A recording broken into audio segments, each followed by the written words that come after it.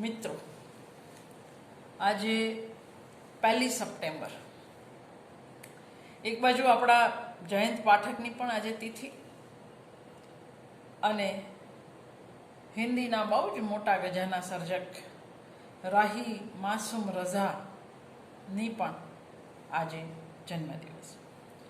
તો આજે હું રઝા વિશે વાત કરીશ. ઓળખાણ નહીં આપું, કારણ કે જેણે મહાભારત સિરિયલના સંવાદો અને ગીતાનો ઉપદેશ અધિકાર ભાવે લખ્યો હોય એ રાહી માસૂમ રઝા કોઈ ઓળખાણના મોહતાજ નથી. ઉર્દૂના પ્રસિદ્ધ શાયર અને હિન્દીના મોટા ગજાના નવલકથાકાર રાહી માસૂમ રઝા, જે 1 સપ્ટેમ્બર 1927ના જન્મ થયેલો અને 15 માર્ચ 1992માં જેમનું મૃત્યુ થયું. રઝાના લખાણમાં તમને હંમેશા એક સામાન્ય ભારતીયની પીડા, દુઃખ, એનો સંઘર્ષ કરવાની તાકાત, એની તમને વાત જોવા મળશે. પ્રજાની વચ્ચે ફૂટ પડાવનારી શક્તિઓ, રાજકીય પક્ષો, વ્યક્તિઓ, સંસ્થાઓ, આ બધાનો એમણે હંમેશા વિરોધ કર્યો. સત્તા પ્રાપ્ત કરવા માટે ધર્મ અને રાજનીતિ વચ્ચે બંધાતા સંબંધના રઝા કાયમ વિરોધી રહ્યા. ભારતીય સભ્યતા અને સંસ્કૃતિના ઊંડા અભ્યાસી રઝા માને છે કે હિન્દુસ્તાની સંસ્કૃતિ એકાંગી નથી, એ તો અનેક નાની મોટી નદીઓનો સંગમ છે. ભારતીયતાનો અર્થ માનવતા છે. ભારતીયતાનો અર્થ કદી સંકીર્ણતા હતો પણ નહીં અને છે પણ નહીં. ભારતીય સંસ્કૃતિ કહે છે કે માનવતાથી મોટો બીજો કોઈ ધર્મ છે જ નહીં. જે લોકો આનાથી ઊંધું આચરણ કરે તે હકીકતે ભારતીય સંસ્કૃતિનું અપમાન કરે છે. મહાભારત સિરિયલના માધ્યમથી ભારતીય સંસ્કૃતિની ધરોહરને અર્વાચીન સંદર્ભો સાથે દેશના ઘરે ઘરે પહોંચાડનાર રાહી માસૂમ રઝાએ 1945થી શાયરી શરૂ કરી હતી. 1966 સુધીમાં એમના 7 કાવ્ય સંગ્રહ ઉર્દૂમાં પ્રકાશિત થયેલા. નયા સાલ, મૌજે ગુલ મૌજે સબા, રક્સે મઈ, અજનબી શહેર અજનબી રાસ્તે એ એમાં મુખ્ય. એમનું એક મહાકાવ્ય 1857 હિન્દી અને ઉર્દૂ બંને ભાષામાં પ્રકાશિત થયેલ છે. ગરીબે શહર 1993માં મરણોત્તર જે પ્રકાશન થયું એ એમનો છેલ્લો ઉર્દૂ કાવ્ય સંગ્રહ છે. 1966માં રઝાની એક માઇલસ્ટોન નવલકથા પ્રગટ થાય જેનું નામ છે આધા ગાંવ, જે હિન્દીમાં પ્રગટ થઈ. લિપિ જેની દેવનાગરી છે. અને રાહી હિન્દી સાહિત્ય જગતનું બહુચર્ચિત નામ બની ગયા. 1995માં પેંગ્વિન પ્રકાશને આધા ગામનો વિલેજ ડિવાઇડેડ નામે અંગ્રેજીમાં અનુવાદ પ્રકાશિત કર્યો. 1999માં હિન્દીનું બહુ જ જાણીતું સામયિક વર્તમાન સાહિત્યે એક સર્વેક્ષણ કરેલું 20મી સદીની શ્રેષ્ઠ નવલકથાઓની યાદી એણે દેશભરના વાચકો પાસેથી મંગાવેલી. એની અંદર આધા ગાંવ 7મા નંબર પર રહેલી, 100ની અંદર 7મા ક્રમ પર રહેલી. આધા ગાંવમાં 1940થી 1957 સુધીમાં, 1940થી 1957 યાદ રાખજો, જે કંઈ ઘટનાક્રમ બન્યો, જે રાષ્ટ્રીય ઘટનાઓ હતી, જેમાં જમીનદારી વ્યવસ્થાની વરવી બાજુ, ગામડાઓનું સામૂહિક જીવન, જમીનદારોનું જીવન, ધર્મની સામાજિક ભૂમિકા, ભારતના ધર્મ આધારિત ભાગલા, સામાન્ય માણસની એમાં થયેલી બેહાલી, આ બધાનું આધા ગાંવમાં આલેખન છે. આધા ગાંવનો અનુવાદ ગુજરાતી મેં કર્યો છે, જે કદાચ 6-8 મહિનામાં આપણા હાથમાં આવશે. ધર્મ જ્યારે વ્યક્તિ અને સમાજને છોડી દે અને રાજનીતિની આંગળી પકડી લે ત્યારે ધર્મની માનવીય ભૂમિકા સમાપ્ત થઈ જાય છે. પછી ત્યાં માત્ર નફરતનો પાક લહેરાય છે. સાંપ્રદાયિકતા અને કટ્ટરપણું એનો પર્યાય બની જાય છે. 1947માં દેશના માત્ર ભૌગોલિક ટુકડા થયા હતા એવું નહોતું. સદીઓ પુરાણા સામાજિક સંબંધોમાં પણ એ દિવસે તિરાડ ફાટ પડી હતી. પરિવારો પણ તૂટ્યા અને સહિયારી સંસ્કૃતિ પણ ભાગલાનો ભોગ બની. રાહી માસૂમ રજા ચેતવણી આપતા કહે છે, જો ધર્મને સત્તા પ્રાપ્તિ માટે વાપરવાનો બંધ કરવામાં નહીં આવે તો એનાથી દેશને ફરી એકવાર બહુ ગંભીર પરિણામો વેઠવાના થશે.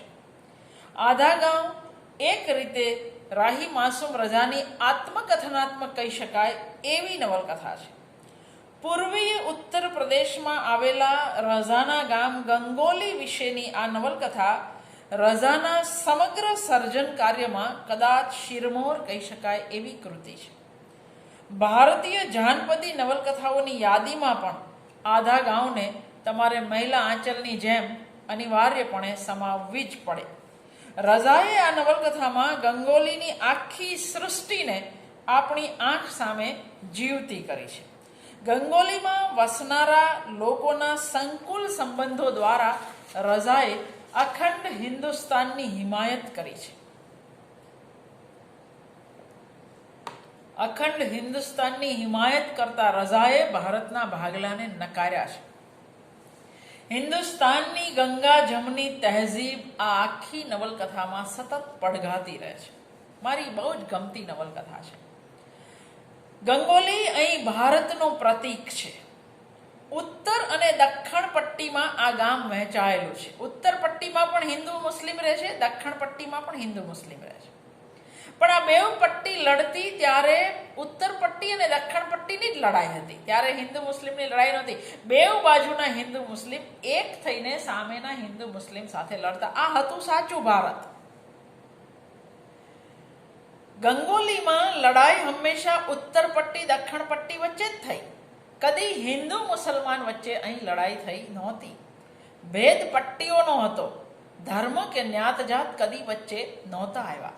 નવલકથા જેમ જેમ આગળ વધતી જાય છે તેમ તેમ એની પશ્ચાદભૂમાં રહેલ ભારતનો સ્વતંત્રતા સંગ્રામ અને બીજા વિશ્વયુદ્ધના અંતિમ વર્ષો નવલકથાના પાત્રો અને પ્રસંગો દ્વારા આપણી સામે આવતા જાય છે. ભારતની આઝાદી, પાકિસ્તાનનું બનવું, જમીનદારીનું ખતમ થવું, આ ઘટનાક્રમ છે તો ઇતિહાસનો, અને ગંગોલીમાં રહેનારાઓનો ભાગ્યે જ આ ઇતિહાસમાં કોઈ ફાળો હતો. છતાંય આ ઘટનાઓએ ગંગોલીને અને ગંગોલીના રહેનારાઓને એ બેઉના જીવનને તળે ઉપર કરી નાખ્યા. મોહરમ આ નવલકથામાં મેટાફર રૂપક તરીકે પ્રયોજાયેલ છે. મોહરમના 10 દિવસ આ નવલકથાના 10 પ્રકરણોમાં પ્રતિબિંબિત થાય છે. આધા ગાંવ છે શું? તો ગંગોલીમાં પસાર થતા સમયની કથા છે. મેં આધા ગાંવ વિશે પણ એકવાર વાત કરી છે, પણ અત્યારે તો હું રઝા વિશે વાત કરી રહી છું. આધા ગાંવ એ ગંગોલીમાં પસાર થતા સમયની કથા છે. બીજા વિશ્વયુદ્ધનો અંતિમ તબક્કો તથા ભારતીય સ્વતંત્રતા સંગ્રામનો અંતિમ તબક્કો આધા ગાંવની પૃષ્ઠભૂમિમાં પડેલો છે. અહીં બનતા બગડતા સંબંધોની પાછળ બદલાઈ રહેલા આર્થિક, સામાજિક અને રાજકીય મૂલ્યો જવાબદાર છે.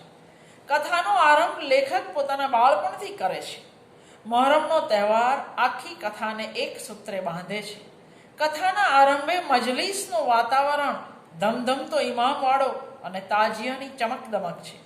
મિયાઓની જાહોજલાલી આ ઉત્સવમાં છલકાય છે. અંતે જતાં બધું ખતમ થઈ જતું દર્શાવાયું છે. મોહરમના શોકમાં પણ ઉત્સવનો માહોલ હતો, જે કૃતિના અંતે ઘેરા અવસાદમાં ફેરવાઈ જાય છે. લેખકે અહીં રહેનારા મુસ્લિમ સમાજની રહેણીકરણી, રીત રિવાજો, લગ્નેતર સંબંધો, નાજાયજ સંતાનો, ટૂંકમાં એમની કબીલા જેવી જિંદગીનો ક્લોઝઅપ દર્શાવ્યો છે. મિયાઓની જાહોજલાલી, પાકિસ્તાનનું બનવું, જમીનદારીનું ખતમ થવું, વિખરાતું ગામ અને વિખરાતી જિંદગી, પાયામાંથી બદલાતા જીવન મૂલ્યો અને ઉલટ સુલટ થઈ જતા સામાજિક સમીકરણો આ નવલકથાનો વિષય છે. આધા ગાંવ, ઓસ કી બુંદ, ટોપી શુક્લા, હિમ્મત જૌનપુરી, કટરાબી આરઝુ, દિલ એક સાદા કાગજ વગેરે રાહીની જાણીતી નવલકથાઓ છે. આ બધી નવલકથાઓમાં રાહી દેશના સામાજિક જીવનની મોટી સમસ્યાઓથી માંડી ભારતીય સામાજિક જીવન અને ખાસ તો મુસ્લિમોની સામાજિક જિંદગી સાથે સંકળાયેલી સમસ્યાઓનું આલેખન કરે છે. મુસ્લિમ પરિવારોની જિંદગીના વણકહ્યા પાસા ઉપરાંત મુસ્લિમોની વિચારસરણી, એમની જીવનશૈલી, એમની ઘૂંટણ અને એમના સપનાઓને રાહી બહુ ઝીણવટથી આલેખે છે. એમની તમામ નવલકથાઓને એક સૂત્રમાં બાંધતી વાત છે રાહીના જીવનના ઉચ્ચતર મૂલ્યો માટેની પ્રતિબદ્ધતા, ધર્મ અને સંપ્રદાયની સંકીર્ણતાઓથી ઉપર ઉઠીને વ્યક્ત થતો એક સ્વસ્થ અને સામાજિક દૃષ્ટિકોણ. ટોપી શુક્લા, જે 1968માં લખાય, એક વસ્તુ કબૂલ કરવી પડે કે રાહી ક્યારેય આધા ગાંવની ઊંચાઈને ફરી પામી શક્યા નથી. નવલકથાઓ બધી જ સરસ છે, પણ આધા ગાંવની ઊંચાઈ આમ પણ કોઈ પણ સર્જક કુર્તલૈન હૈદર આગ કા દરિયા એક જ વાર લખે, પન્નાલાલ પટેલ એક જ વાર માનવીની ભવાઈ લખે, એ જ રીતે તમસ એક જ વાર લખાય, તો આધા ગાંવ પણ એક જ વાર લખાય. ટોપી શુક્લામાં રાહી કહે છે કે જો સાંપ્રદાયિકતા અને જાતિવાદથી છુટકારો નહીં મળે તો ભારતની એકતા અને અખંડતા સામે સંકટ ઊભું થશે. આપણો દેશ અનેકતાઓમાં એકતાવાળો દેશ છે, પરંતુ આપણી રાજનીતિ કમનસીબે રાષ્ટ્રહિત પર નિર્ભર નથી. રાષ્ટ્રહિતની વાતો ભલે કરતા હોય બધા, પણ રાષ્ટ્રહિત પર નિર્ભર રાજનીતિ કદી નહોતી, આજે પણ નથી. રાષ્ટ્રહિત નહીં, આપણી રાજનીતિના કેન્દ્રમાં સત્તાહિત છે. જોકે રાહીને સામાન્ય માણસમાં શ્રદ્ધા છે. હિંમત જૌનપુરી નવલકથામાં રાહીએ હિન્દુસ્તાની જાતિ પ્રથાનું સૂક્ષ્મતાથી નિરૂપણ કર્યું છે. હિન્દુસ્તાનમાં ધર્મ પરિવર્તન થઈ શકે છે, પણ જાતિ તો કદી જતી જ નથી. ભલે મુસ્લિમો કહે કે ઇસ્લામ ઉચ્ચ નીચમાં નથી માનતો, પણ એમાંય મુસ્લિમોમાં પણ શેખ, સૈયદ, પઠાણ પોતાને ચડિયાતા માને અને વણકર, કસાઈ, બકાલી વગેરેને પોતાથી ઉતરતા માને છે. ઓસ્કી બુંદ લઘુનવલમાં રાહીએ હિન્દુ મુસલમાનોના ઐતિહાસિક અને સામાજિક સંબંધો પર પ્રકાશ પાડ્યો છે. સાંપ્રદાયિકતા કેવી રીતે આપણા સામાજિક સંબંધોમાં ઝેર ઘોળી રહી છે એની વાત કરતી આ કૃતિ માનવતાની શોધમાં દરેક ગામ, દરેક શહેર જાય છે અને પરસ્પર સૌહાર્દ સ્થાપવાની વાત કરે છે. દિલ એક સાદા કાગજ રાહીની એક બહુ જ મહત્વપૂર્ણ નવલકથા છે.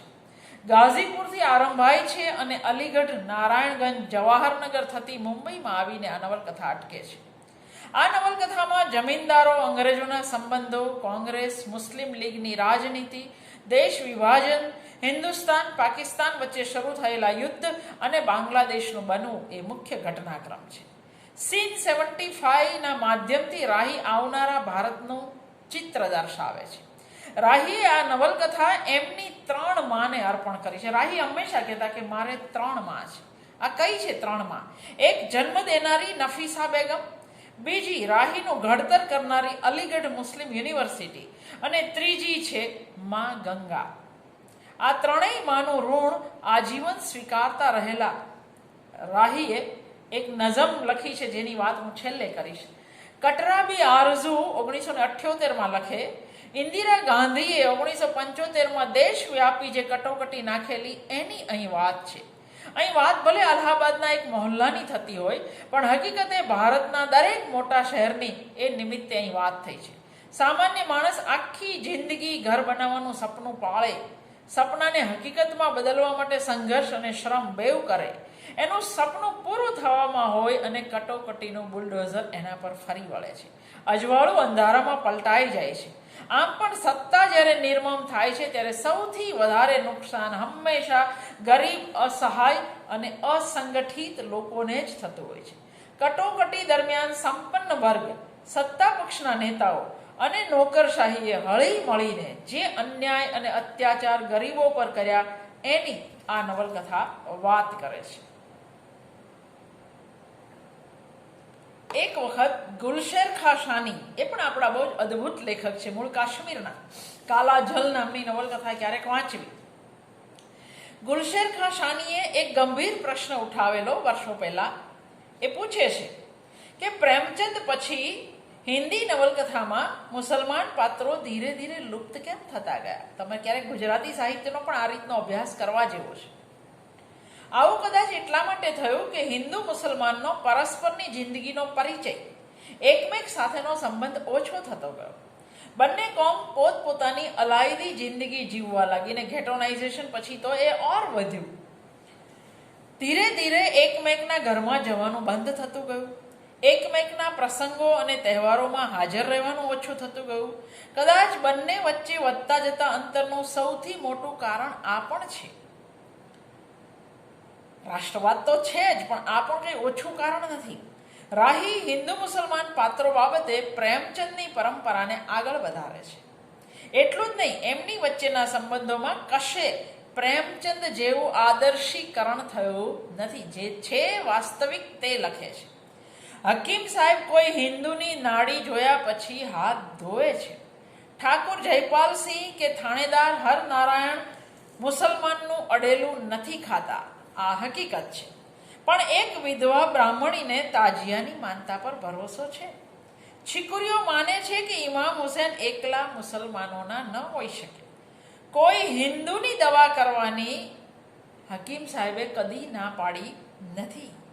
અહીં એકમેકને ગળે મળતા હિન્દુ મુસ્લિમ નથી, પણ એકમેકના દોસ્ત પણ છે અને દુશ્મન પણ છે. મતલબ કે વાસ્તવમાં જેવા હોય તેવા જ છે. તેઓ હિન્દુ કે મુસ્લિમ પછી છે. પહેલા તો રાહીએ ભૂમિકામાં કહ્યું છે તેમ બધા આ ગામના ગંગોલીના છે.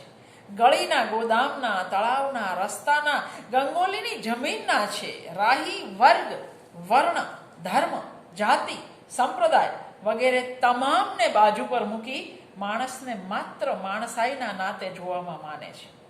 મુનશી પ્રેમચંદની જેમ રાહી જેટલા ઉર્દૂના લેખક હતા એટલા જ હિન્દીના પણ હતા. એટલે જ તેઓ મહાભારતના આટલા પ્રભાવશાળી અને પ્રામાણિક સંવાદો લખી શક્યા. રાહીએ મહાભારતના સંવાદો એક પડકાર રૂપે સ્વીકારેલા. હકીકતે પોતીકી વ્યસ્તતાને કારણે રાહીએ મહાભારત સિરિયલના સંવાદો અને પટકથા લખવાની ના પાડી. પણ બી.આર. ચોપરાએ પ્રેસ કોન્ફરન્સમાં રઝાનું નામ જાહેર કરી દીધું. એટલે ભારતીય સંસ્કૃતિના કહેવાતા રખેવાળોએ કાગારોળ મચાવી દીધી. એમના કહેવાનો સૂર માત્ર આટલો જ હતો કે બધા હિન્દુ મરી ગયા છે કે તમે એક મુસલમાનને મહાભારત લખવાનું કામ સોંપો છો. ચોપડાએ બીજું કશું ના કર્યું. આ બધા પત્રો એમણે રાહીને મોકલી આપ્યા. ભારતીય સભ્યતા અને ભારતીય સંસ્કૃતિના બહુ મોટા ચાહક અને બહુ મોટા સંશોધક રઝા માટે આનાથી મોટું અપમાન બીજું કોઈ હોઈ જ ના શકે. એણે સામેથી ચોપડા સાહેબને ફોન કર્યો. ચોપડા સાहब, अब महाभारत मैं ही लिखूंगा. मैं गंगा का बेटा हूँ. मुझसे ज्यादा हिंदुस्तानी सभ्यता और संस्कृति कौन जानता होगा. અને મહાભારત આપણે સૌએ જોયું છે. ચોપડાના મહાભારતમાં રઝા વ્યાસ હતા એ આપણે બધાએ કબૂલવું પડે. આપણા બુદ્ધિજીવીઓએ સાંપ્રદાયિકતાને પણ ખાનાઓમાં વહેંચી દીધી છે. હિન્દુ સાંપ્રદાયિકતા અને મુસ્લિમ સાંપ્રદાયિકતા. રાહીએ કદી સાંપ્રદાયિકતાને ખાનાઓમાં વહેંચી નથી. કોઢની બીમારી થાય તો કોઈને પણ થઈ શકે. આપણે એને હિન્દુ કોડ કે મુસ્લિમ કોડ એવા ખાનામાં વહેંચતા નથી. સાંપ્રદાયિકતા ભારતીય સમાજનો કોડ છે. कुंवरपाल सिंह लखे छे, राही कबीर के बाद दूसरे बड़े लेखक हैं जिन्होंने तमाम खतरे उठाकर हिंदू और मुसलमान दोनों सांप्रदायिक शक्तियों का डटकर मुकाबला किया. मुंबईना फिल्म जगत में रही बाळा साहेब ठाकरेनो रजाए कायम विरोध कर्यो. देवरस અને ગુરુ ગોલવાલકરની ઘૃણા પર આધારિત ફિલોસોફીને રઝા બરાબર પડકારતા રહ્યા. લાલકૃષ્ણ અડવાણીએ જ્યારે સોમનાથથી રથયાત્રા કાઢી ત્યારે રાહી માસૂમ રઝાએ વ્યંગ કરતા લખ્યું હતું કે રથારૂઢ તો ભગવાન શ્રી કૃષ્ણ હોતે થે, આપ કબ સે ભગવાન હો ગયે. રાહીએ કાયમ શાહી ઇમામ, સૈયદ શાહબુદ્દીન, બનાતવાળા, જિયાઉલ रहमान અંસારી આ બધાને આડે હાથ લીધેલા. એમણે ત્યાં સુધી કહી દીધેલું કે આપ લોગ हिंदुस्तान और हिंदुस्तानी मुसलमान दोनों के कट्टर दुश्मन है. गुस्ताखी मुआफ, मुझे तो आप लोग कट्टरवादी हिंदुओं के एजेंट लगते हैं. આવું કહેવાની કોણ હિંમત કરે? બાંગ્લાદેશના જન્મ વખતે દેશ આખો વિજય મનાવી રહ્યો હતો ત્યારે બેચેન રાહી જાહેરમાં આ પ્રશ્ન પૂછી રહ્યા હતા. मुजीबुर रहमान दो कौमों का नजरिया नहीं मानते तो फिर पूर्वी बंगाल को अपने घर आ जाने चाहिए. दो कौमी नजरियों को जुटलाने के बाद आज भी हमारा पूर्वी बंगाल हमसे अलग क्यों है? और यदि पूर्वी बंगाल के बंगाली हिंदुस्तानी कौम का हिस्सा नहीं तो पश्चिम बंगाल के बंगाली किस खाते में रह जाएंगे? રાહી કહેતા કે એમને આરએસએસ વાળાઓ સાથે કે બાળા સાહેબ ઠાકરે સાથે લડવામાં કોઈ મુશ્કેલી કે ડર નથી લાગતો, પણ જે લોકો મુસ્લિમ છે અને ભલા ભોળા મુસલમાનોને ગુમરાહ કરે છે, એમને ઉશ્કેરીને પોતાની રાજનીતિનો ધંધો ચલાવે છે, એની સાથે કેવી રીતે લડવું? એવું લખે છે. मैं और मुझ जैसे लोग आरएसएस से नहीं डरते क्योंकि आरएसएस से लड़ने के लिए तो पूरा समुदाय हमारे साथ है. मैं शिवसेना से भी नहीं डरता क्योंकि पूरा सेक्युलर मराठा समुदाय मेरे साथ है. पर इन शहाबुद्दीन, जेडार अंसारी, मौलाना बुखारी के साथ तो हमें अकेले ही लड़ना है. इस लड़ाई में राजनीति हमारे साथ नहीं है क्योंकि वोट तो शहाबुद्दीन और बुखारियों के पास ही है. मेरे जैसे लोग के पास वोट नहीं होते हैं.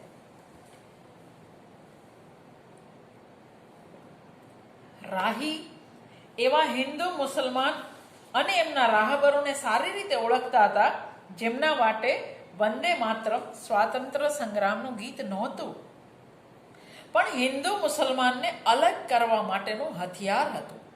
રાહી મુસલમાન કટ્ટરપંથીઓને પૂછતા કે ભાઈ, જે ગીતને લાખો હિન્દુ મુસલમાન સ્વાધીનતા સેનાનીઓએ ગાયું એને ગાવામાં તમને શું વાંધો છે? राही आरएसएस वालों ने पण पूछता कि आपको भला ये गीत कब से याद आने लगा? स्वाधीनता आंदोलन में तो आप कहीं पर थे ही नहीं. ત્યારે જે લોકો આ ગીત ગાતા એની તો તમે મજાક ઉડાવતા હતા. હવે કેમ આ ગીત તમને આટલું પ્રિય થઈ ગયું? આ તો 19મી સદીના અંતમાં લખાયું છે. તમારો જન્મ તો છે 1925માં થયો, તો ત્યારે કેમ તમારા પ્રાર્થના ગીત તરીકે તમે આ ગીતનો સ્વીકાર નહોતો કર્યો? શું એટલા માટે કે ત્યારે એને સ્વાધીનતા સેનાની ગાતા હતા જેમની સાથે તમને નહોતું બનતું? રાહીને એકેય પક્ષ તરફથી જવાબ નથી મળ્યો, કારણ કે જવાબ આપો તો લડવાનું હથિયાર જ છીનવાઈ જાય અને એ તો પોસાય જ નહીં. રાહી લખે છે, દેશના ભાગલા થવાથી મનુષ્ય જાતિના ઇતિહાસમાં પહેલી વાર કોઈ સંસ્કૃતિને ધર્મના આધારે વહેંચવામાં આવી. ચિનાબનું પાણી ક્યાંક હિન્દુ છે તો ક્યાંક મુસલમાન. રાહી કહે છે, અંગ્રેજોના જમાનામાં ચા તો હિન્દુ મુસલમાન હતી, પણ નદીઓનું પાણી તો અંગ્રેજોના ગયા પછી હિન્દુ મુસલમાન થયું. બધા પ્રશ્નોના મૂળ જેવા ધર્મના નામથી રાહીને નફરત છે. તેઓ લખે છે, સર્વશ્રી બાળાસાહેબ ઠાકરે કહે છે કે હું મહારાષ્ટ્રીયન નથી કારણ કે મારી માતૃભાષા મરાઠી નથી, પણ મહારાષ્ટ્રના વોટર લિસ્ટમાં મારું નામ છે એ હિસાબે તો હું મરાઠી છું, મહારાષ્ટ્રીયન છું. આરએસએસ કહે છે કે હું હિન્દુસ્તાની નથી, મારે ભારતીય બનવું પડશે, પણ આરબ દેશો તો મને હિન્દુ કહે છે, તો પછી કોઈ મને કહે કે મારું સરનામું શું? રાહી એવા હિન્દુસ્તાન પ્રેમી છે જે થાક્યા વગર હિન્દુસ્તાનની શોધ કર્યા જ કરે છે. કારણ રાહીની બેચેની એ કબીરની બેચેની છે. ન જાતે સૂઈ શકે છે ન બીજાને સુવા દે છે. રાહીની તમામ રચનાઓના મૂળમાં ઊંડી માનવીય સંવેદના અને કરુણા છે. રાહીનું સમગ્ર સાહિત્ય હિન્દુસ્તાની સભ્યતા અને સંસ્કૃતિની સહિયારી વિરાસતનું સમર્થક છે. રાહીએ હંમેશા એવી શક્તિઓ અને પ્રવૃત્તિઓનો વિરોધ કર્યો જે આપણી એકતાને ધર્મ, સંપ્રદાય, પ્રદેશ કે ભાષાના નામ પર તોડવાની કોશિશ કરે છે. આપણા દેશની સૌથી મોટી કોઈ સમસ્યા હોય તો એ છે સત્તા માટે જાતિ કે ધર્મનો દુરુપયોગ. રાહીએ એમની કવિતા, નવલકથા અને લેખો દ્વારા ભારતની આ સમસ્યાનું વારંવાર નિરૂપણ કર્યું છે. પોતાની સૌથી મહત્વની નવલકથા આધા ગાંવમાં રાહીએ એક વાત સ્પષ્ટ કરી છે કે ધર્મ એ રાષ્ટ્ર નથી. ઇસ્લામ એક ધર્મ છે પણ એ રાષ્ટ્ર નથી. એવું કહેતા રાહી માને છે કે રાષ્ટ્ર અને ધર્મને એક સમજવા એ તો ઇતિહાસ વિરોધી પ્રવૃત્તિ છે. એના આધાર પર જે રાજનીતિ થશે એ તો માનવ વિરોધી અને વિઘટનકારી રાજનીતિ હશે. રાહી 1964 આવું કહી ગયા. 1964 पाकिस्तान की बुनियाद इतिहास की धारा के विरोध में रखी गई थी, इसलिए इसका विघटन अवश्य भावी है. એ સમયે કોઈએ રાહીની વાતનો વિશ્વાસ નહોતો કર્યો, પણ 1971 રાહીની વાત સાચી પડી. બાંગ્લાદેશ બનવાનો આધાર બંગાળી ભાષા અને બંગાળી સંસ્કૃતિ હતો, ઇસ્લામ ધર્મ નહોતો. દિલ એક સાદા કાગજ નવલકથામાં રાહીએ આ સાંસ્કૃતિક સવાલો પર વિસ્તારથી ચર્ચા કરી છે. એમનું માનવું છે કે સંસ્કૃતિ કદી પણ સાંપ્રદાયિક હોતી નથી. સંસ્કૃતિ અને ધર્મના નામ પર જે લોકો ધંધો કરે છે એ શુદ્ધ વેપારી છે. એ ન તો ધાર્મિક છે, ન સુસંસ્કૃત છે. ન તો એમને ભારતીય ઇતિહાસની ખબર છે, ન તેઓ પ્રજાકીય પરંપરાને જાણે છે. આવા લોકો રૂઢિઓને પરંપરા સમજે છે અને સાંભળેલી વાતોને ઇતિહાસ માને છે. યથાર્થ અને તર્ક આવા લોકો માટે ગાળ સમાન હોય છે. એમને માટે પોતે જે કહે, પોતે જે માને તે જ સત્ય છે. પણ આ લોકતાંત્રિક નહીં, આ તો નાઝી પરંપરા છે. રાહીને એક વાત બહુ પરેશાન કરતી હતી કે કોલેજો અને યુનિવર્સિટીઓની સંખ્યા તો વધી રહી છે, પરંતુ તર્ક અને વિવેક ગાયબ થઈ રહ્યા છે. ન કોઈ કશું જાણે છે, ન જાણવાની કોશિશ કરે છે. રાહી વારંવાર એક પ્રશ્ન ઉઠાવે છે કે જ્યારે કોઈ પણ સમાજ કે સમૂહમાં અંધભક્તિ પેદા કરી દેવામાં આવે પછી તો સત્ય અસત્ય, કલ્પના વાસ્તવ આ બંને વચ્ચેની દિવાલ જ તૂટી જાય છે. 1936 પછી મુસ્લિમ લીગ અને એના નેતાઓએ જનાબ ઝીણા પ્રત્યે એવું જ અંધભક્તિનું વાતાવરણ ઊભું કર્યું હતું જેમાં તર્ક કે વિવેકને કોઈ સ્થાન હતું જ નહીં. અત્યારે આપણે જે જોઈ રહ્યા છે તેવું જ. અજ્ઞાત ભય અને ભાવનાઓના સહારે મુસ્લિમ લીગનું સંગઠન મજબૂત થતું ગયું. ત્યારે ઇસ્લામ ખતરે મેં હતું, અત્યારે હિન્દુ ખતરે મેં. વારે વારે રાજનીતિવાળા તો આ કરતા રહેવાના છે. સમજવાનું પ્રજાએ છે.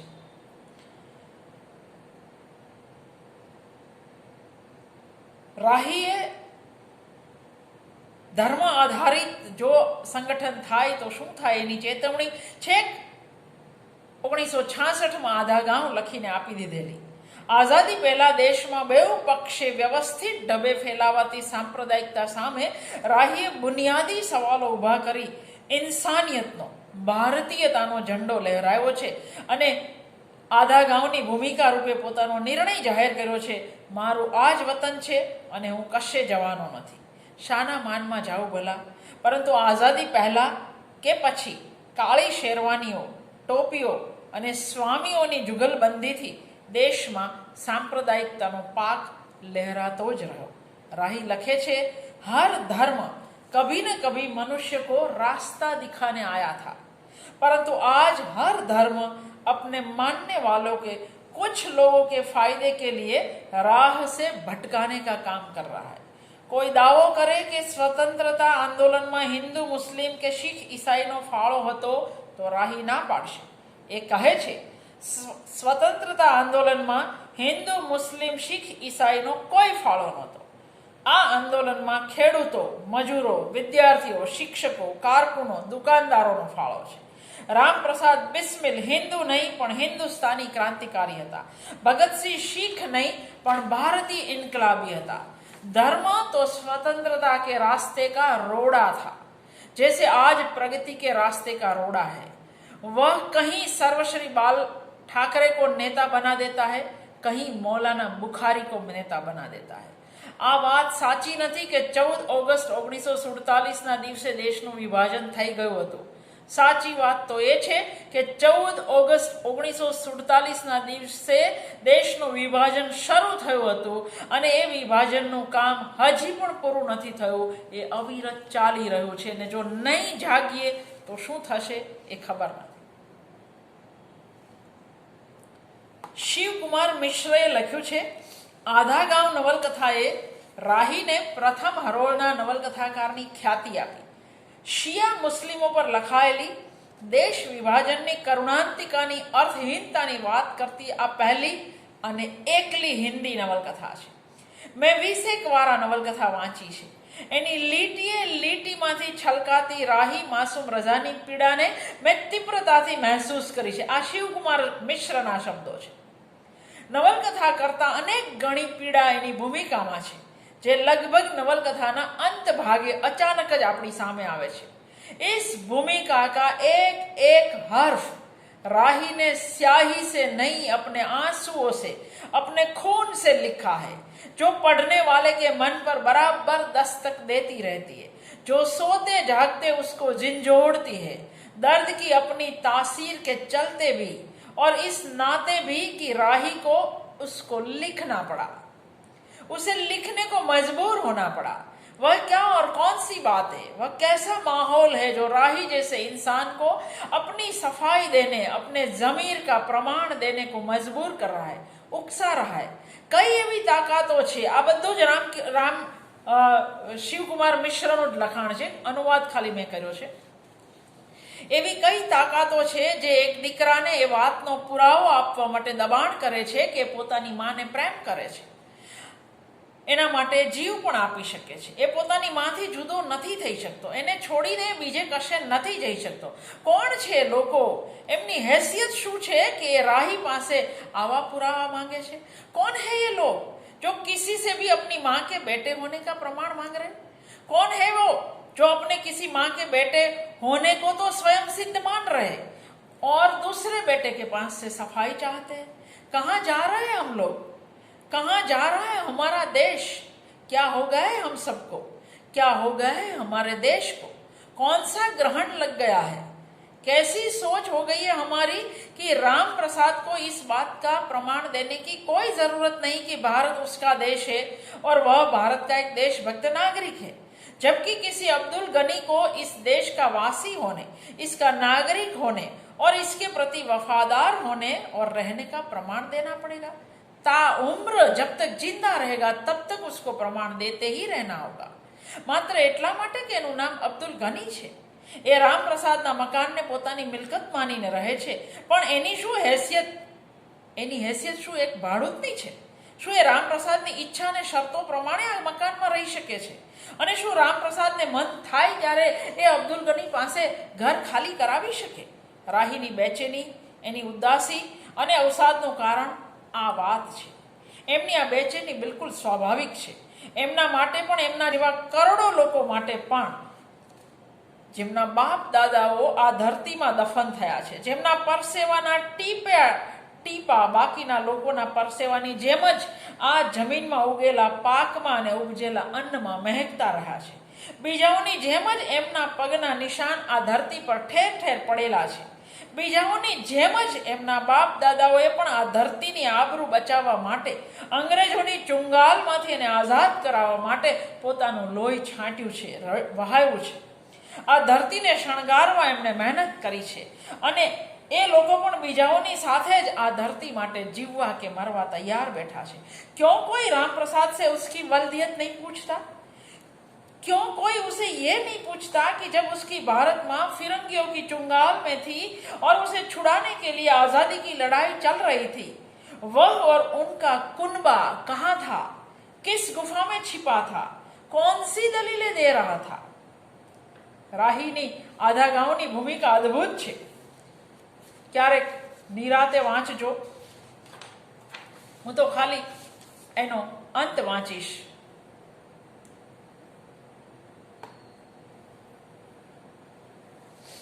मैं राही मासूम रजा अक्सर ये सोचता हूं कि मैं कहाँ का रहने वाला हूं.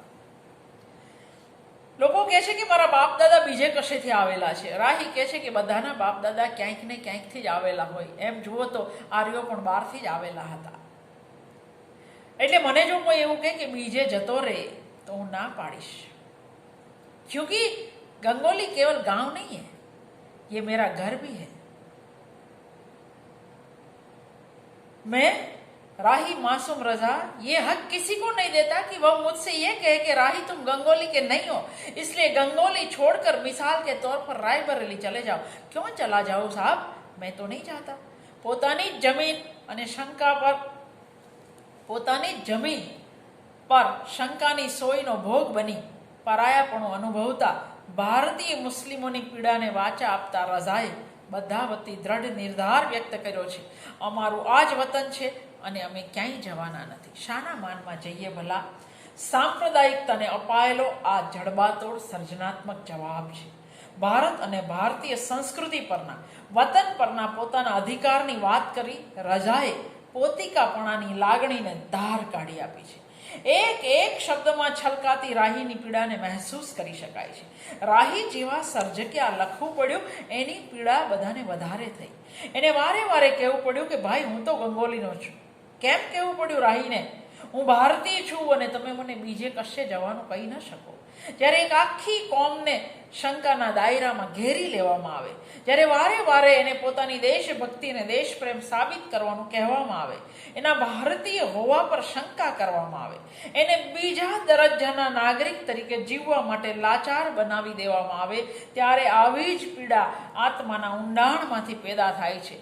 જેનું રૂવાડે રૂવાડું પોતાના દેશ, શહેર, ગામની માટી માટે જ હોય, જેનું તન મન એ માટીમય હોય, જે આ ધરતીના હર્ષ, ઉલ્લાસ, સુખ, દુઃખ, તાપ, ત્રાસ, ઠંડી, વરસાદનો સાક્ષી હોય અને ભોગતા પણ હોય. રાહી માસૂમ રઝા એવા માણસોના, મારા જેવા અનેકના પ્રતિનિધિ છે. ગંગાનો એ ખરો દીકરો છે. આધા ગામની વાર્તામાં આરંભથી અંત સુધી મોહરમ છવાયેલા છે. તે આકસ્મિક નથી. મોહરમ આનંદ ઉલ્લાસનો, ખુશીનો તહેવાર નથી. એ ગમ અને માતમનો, બલિદાન અને કુરબાનીનો તહેવાર છે. મોહરમમાં મરશિયા, નવહા અને સોજખાની દ્વારા વિષાદનો રાગ ઘૂંટાય છે. આધા ગામમાં શિયા મુસલમાનોની જિંદગીનો ક્લોઝઅપ છે. અહીં એમની જિંદગીની મીઠી સુગંધ છે, સળિયલ દુર્ગંધ પણ છે, લાગણીશીલ પ્રેમ કથાઓ પણ છે, ઉત્તર દક્ષિણ પટ્ટીની રાજનીતિ પણ છે. આ તમામની સાથે એમાં દેશના વિભાજનની પૃષ્ઠભૂમિ પણ છે. દેશના ભાગલા માટે ખેલાયેલી રાજનીતિની ગંદી ચાલબાજીઓ પણ છે. દેશના ભાગલાએ કઈ રીતે ઘર અને પરિવારને, સંબંધોને, સદીઓના અર્જિત કરેલા મૂલ્યોને ખતમ કરી દીધા એનું યથાર્થ ચિત્રણ છે અહીં. એના પાત્રોમાં જમીનદાર, ખેડૂત, ભણેલા, અભણ, ભોળા, ચાલબાજ, ઉદાર અને કટ્ટર, સ્વાભિમાની અને અક્કડ, રાજકારણી અને મજૂર, એટલે કે દરેક પ્રકારના બાળક, બુઢ્ઢા, યુવાન, સ્ત્રી, પુરુષ અહીં હાજર છે. આઝાદી પછી તરતના વર્ષોનું ભારતીય ગામડું એના તમામ રંગો સાથે અહીં હાજર છે. અહીં જે હિન્દુ મુસલમાન છે એ એકમેકના દુશ્મન નથી. એ તો એકમેક માટે મરી શકે એમ છે. આ તમામ પાત્રો વચ્ચે રાહી પણ પાત્ર તરીકે હાજર છે. ગંગોલીની તળ બોલી, સ્વાભાવિક લઢણ અને ગાળો સાથે દરેક પાત્ર બોલે છે. ગાળ વગર વાત ન કરી શકતા પાત્રોની દોસ્તી દુશ્મની વચ્ચે ધર્મ નથી આવતો. બારીક ફુન્ના ઠાકુરનો સૌથી સારો મિત્ર ફુન્નન મિયા છે. આ ફુન્નન મિયા અદ્ભુત પાત્ર છે. આધા ગામનું જ નહીં, તમે આખી ભારતીય નવલકથાઓ વાંચો ત્યારે તમને આવું કોઈ પાત્ર સામે નહીં મળે. આ નવલકથાના મિયા મંદિર માટે ફાળો ને જમીન બેવ આપે છે અને બ્રાહ્મણથી લઈને તમામે તમામ તાજિયાની માનતા માને છે. એવું ગામ છે. આધા ગામ મૂળે ફારસી લિપિમાં લખાયેલી હતી, પણ એને કોઈ છાપવા તૈયાર નહોતું, કારણ કે એમાં ભરપૂર ગાળો છે. ફુન્નન મિયા તો એક વાક્યમાં 3 ગાળ બોલવા માટે ટેવાયેલા છે. કુંવરપાલસિંહે રાહી સાથે બેસી અને એનું દેવનાગરી લિપિમાં લિપ્યંતરણ કર્યું અને 1966માં આધા ગામ છપાઈ. 1966માં રાગ દરબારી શ્રીલાલ શુક્લની પણ આવી. 1968માં સાહિત્ય અકાદમીના અંતિમ પુરસ્કાર માટે અંતિમ સ્પર્ધામાં રાગ દરબારી પણ હતી અને આધા ગામ પણ હતી. પણ ઇનામ રાગ દરબારીને મળ્યું, આધા ગામને ન મળ્યું. આધા ગાંવ વધારે ને વધારે લોકપ્રિય થતી ગઈ, પરંતુ ગાળોને કારણે એક પછી એક યુનિવર્સિટી અને અભ્યાસક્રમમાંથી કાઢતી રહી. રાહીએ આધા ગાંવમાં ધર્મની રાજનીતિ અને સંસ્કૃતિનો વેપાર કરવાવાળાને ઉઘાડા પાડ્યા છે. વિભાજનની અર્થહીનતા સામે પ્રશ્નો ઉઠાવ્યા છે. કદાચ એટલે જ સાંપ્રદાયિક તત્વો આધા ગાંવથી ડરે છે. રાહીએ ઓસ્કી બુંદની ભૂમિકામાં લખેલું, बड़े बूढ़ों ने कई बार कहा कि गालियां मत लिखो, जो आधा गांव में इतनी गालियां न होती तो तुम्हें साहित्य अकादमी का पुरस्कार अवश्य मिल गया होता, परंतु मैं यह सोचता हूं कि क्या मैं उपन्यास इसलिए लिखता हूं कि मुझे साहित्य अकादमी का पुरस्कार मिले. पुरस्कार मिलने में कोई नुकसान नहीं, फायदा ही है, परंतु मैं साहित्यकार हूं. मेरे पात्र यदि गीता बोलेंगे तो मैं गीता के श्लोक लिखूंगा और वह गालियां बकेंगे तो मैं अवश्य उनकी गालियां भी लिखूंगा. मैं कोई नाजी साहित्यकार तो नहीं हूं कि अपने उपन्यास के शहरों पर अपना हुक्म चलाऊं और हर पात्र को एक शब्दकोश थमाकर हुक्म दे दूं कि जो एक शब्द भी अपनी तरफ से बोले तो गोली मार दूंगा. कोई बड़ा बूढ़ा ये बताए, जहां मेरे पात्र गाली बकते हैं वहां मैं गालियां हटाकर क्या लिखूं? ...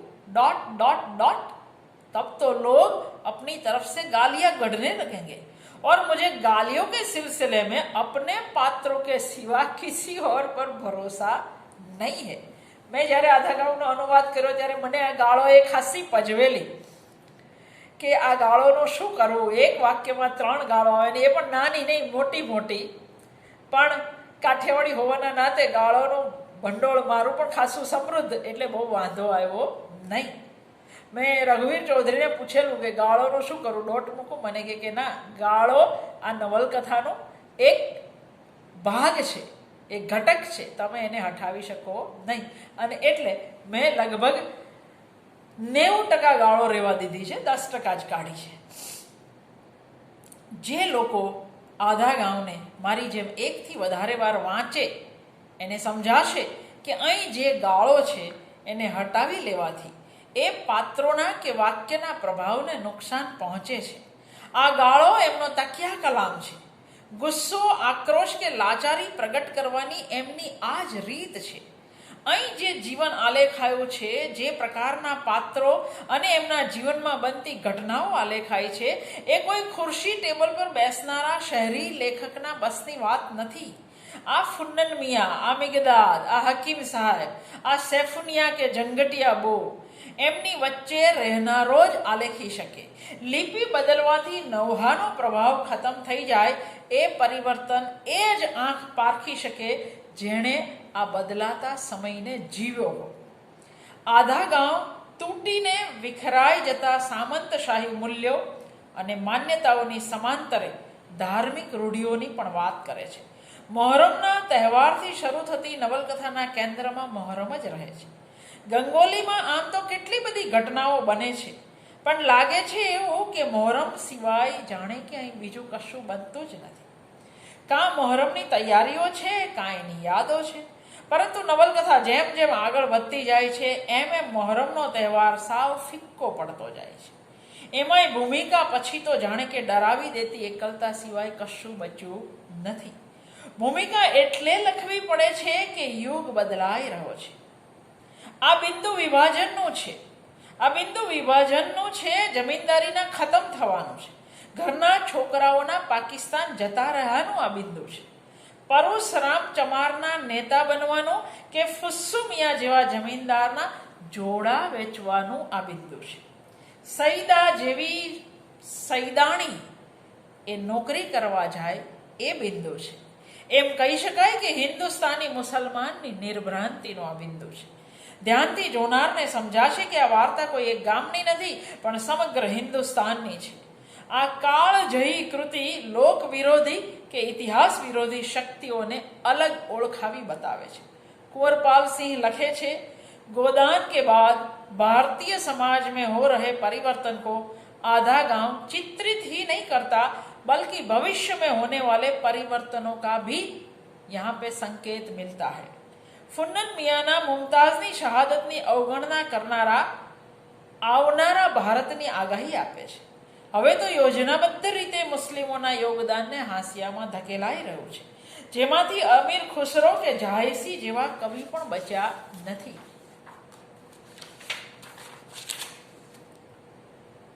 આધા ગામ રાજનૈતિક અને સાંસ્કૃતિક ક્ષેત્રમાં આવી સંકીર્ણ વિચારધારા સામે આપણને ચેતવે છે.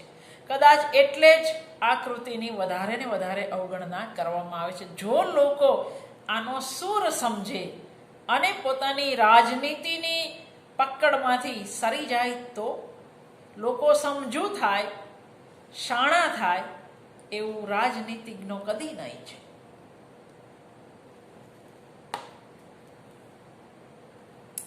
રાહી કાયમ કહેતા, લિપિ એ ભાષા નથી. મરાઠી, સંસ્કૃત, હિન્દી અને નેપાળીની લિપિ દેવનાગરી છે, પણ આ ભાષાઓ અલગ છે. જો ઉર્દુ ભાષા પણ દેવનાગરી લિપિ અપનાવી લે તો એને વ્યાપક ક્ષેત્રના વાચકો મળે. જોકે આવું કહેવાની રાહીને કિંમત ચૂકવવી પડેલી. એમની આધા ગાંવ કદી ઉર્દુમાં છપાઈ શકી નહીં. રાહીએ લખેલું, મેરે પુરખો में गालिब और मीर के साथ सूर, तुलसी और कबीर के नाम भी आते हैं. लिपि के झगड़े में मैं अपनी विरासत और अपनी आत्मा को कैसे भूल जाऊं. न मैं एक लिपि की तलवार से अपने पुरखों का गला काटने को तैयार हूं और न मैं किसी को ये हक देता हूं कि वह दूसरी लिपि की तलवार से मीर, गालिब और अनीस की गर्दन काट दे. आप खुद ही देख सकते हैं कि दोनों तलवारों के नीचे गर्दनें मेरे ही बुजुर्गों की है. અલીગઢ યુનિવર્સિટીમાંથી ઉર્દુ સાહિત્યનું ભારતીય વ્યક્તિત્વ એવા વિષય પર પીએચડી કર્યા પછી વર્ષો સુધી રાહી અલીગઢ યુનિવર્સિટીમાં જ ઉર્દુ ભણાવતા રહ્યા. પણ 1968થી રાહી મુંબઈ આવી ગયા, જ્યાં સાહિત્ય રચનાઓની સાથે સાથે તેઓ ફિલ્મ ક્ષેત્રે પણ સક્રિય બન્યા. પટકથા લેખન અને ડાયલોગ ક્ષેત્રે એમનું મહત્વનું પ્રદાન રહ્યું. રાહીની જાણીતી ફિલ્મોની એક અછડતી યાદી જોઈએ તો કિસી સે ના કહેના, મેં તુલસી તેરે આંગન કી, ગોલમાલ અમોલ પાલેકર વાળો, લમ્હે, નરમ ગરમ, આલાપ, કર્જ, હમ પાંચ, જુદાઈ, અનોખા રિશ્તા, બાત બન જાય, નાચે મયુરી, દર્દ કા રિશ્તા, બેમિસાલ, डिस्को डांसर, कल की आवाज, जुर्माना, मांग भरो सजना, निकाह, अंधा कानून, मिली, बैराग, लव एंड गॉड અને બીજી ઘણી બધી.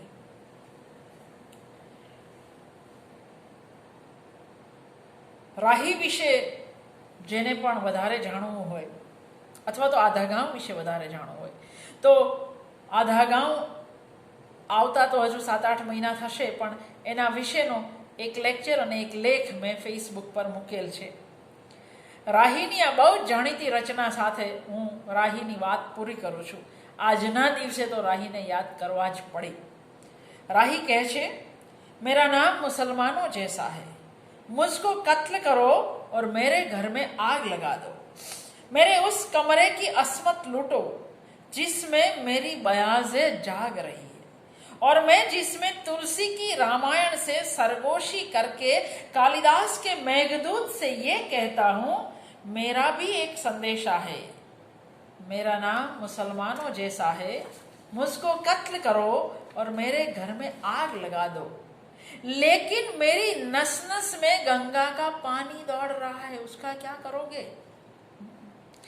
मुझको कत्ल करो और मेरे घर में आग लगा दो, लेकिन मेरी नस नस में गंगा का पानी दौड़ रहा है, मेरे लव से चुल्लू भरकर महादेव के मुंह पर फेंको और उस जोगी से ये कह दो, महादेव अब इस गंगा को वापस ले लो, ये मलेच्छ तुर्कों के बदन में गाढ़ा गर्म लहू बन बनकर दौड़ रही. જેનો લોહી ગંગા જળ થઈ ગયું હોય એને પણ આપણે જો નામના લેબલોથી ઓળખીએ તો આપણા જેટલા મૂર્ખ બીજા કોઈ કહી શકાય નહીં. રાહી જેવા સર્જકો આપણને ઢંઢોળીને જગાડીને કહે છે કે હિન્દુસ્તાનને માનવતા સિવાયનો કોઈ ધર્મ ક્યારેય નહોતો, મારા દેશની સંસ્કૃતિ ઇન્સાનિયત સિવાય કશાની વાત ક્યારેય નહોતી કરતી. ક્યાં સુધી ક્યાં સુધી હું અને તમે ધર્મના નામે લડતા રહીશું અને દેશના હિતને નુકસાન કરતા રહીશું? ક્યાં સુધી?